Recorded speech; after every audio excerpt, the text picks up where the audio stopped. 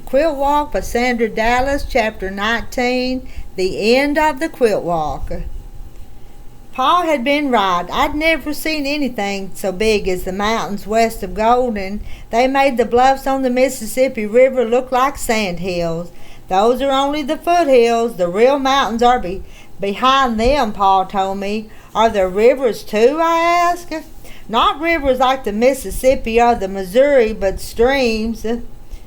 They rush at you like a steam engine, and they're cold. You wouldn't want to wade in one, even on the hottest summer day, he replied.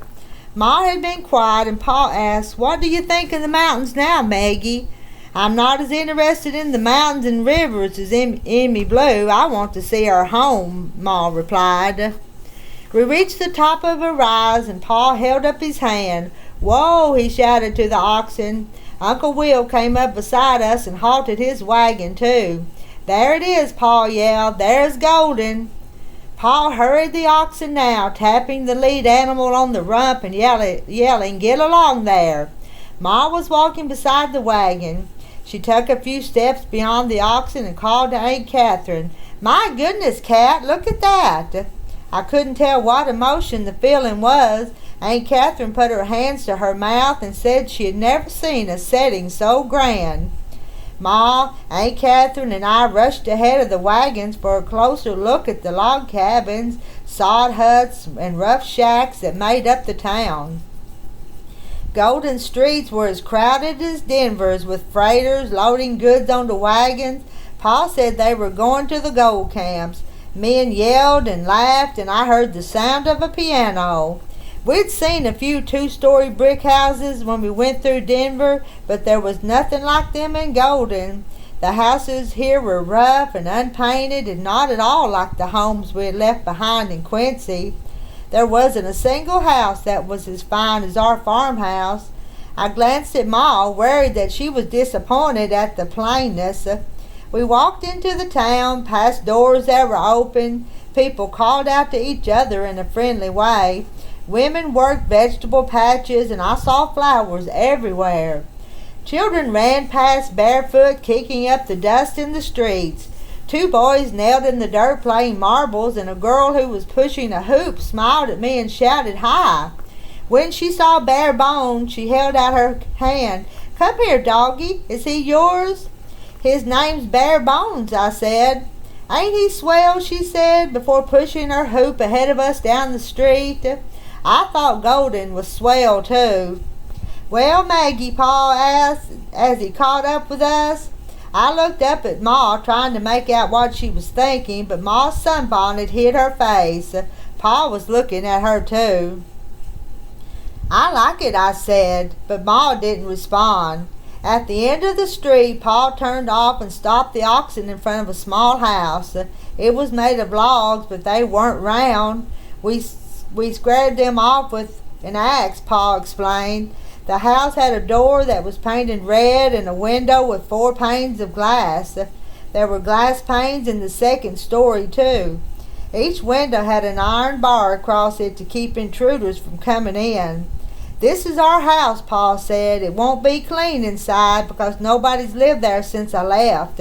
I hired a man to keep a watch on it so nobody would get in and claim it.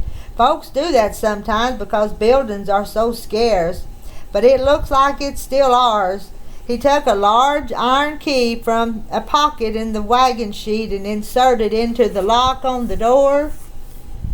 The key scraped, and Pa and Uncle Will had to jolt the door, but it finally opened. Ma peered inside, taking in the rough wooden table and chairs and the 2 beds built into the corners. A cook stove stood at one end.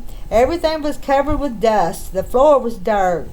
"Look at the view from the front door," Pa said proudly. "The mountains are on your doorstep."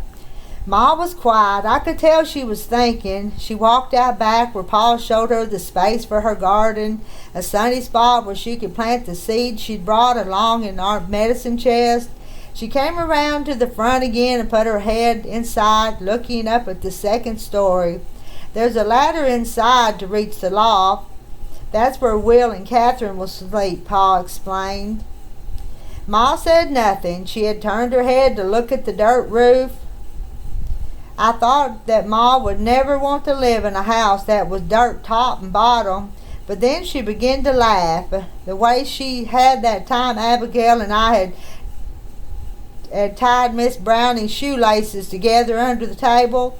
Pa looked at her with concern on his face, while I wondered if Ma was so upset at the house that she'd gone crazy. But at last Ma caught her breath. "Look at that, Emmy Blue," she said, and pointed to the roof of the house. Dandelions and bluebells and red blossoms that Pa had called Indian paintbrush were growing on the dirt roof, along with other flowers whose names I didn't know. There were so many that the top of the house was ablaze with color. "We have flowers blooming on our roof. Did you ever see such a funny sight? Wait until I write Grandma Mouse about it. She will be charmed." She chuckled a little and then shook her head. "I believe I could live in a house that has a roof of flowers, a roof that makes me laugh. Come inside, Emmy Blue." "I am beholden to you, Maggie, for coming all this way and being such a dutiful wife," Pa said. He grinned at me, then whispered, "I guess your Ma's going to stay." "She has a stout heart," I told him. Pa nodded. "I knew it all along." And then Ma said to me, "This is the end of your quilt walk, Emmy Blue. We are home."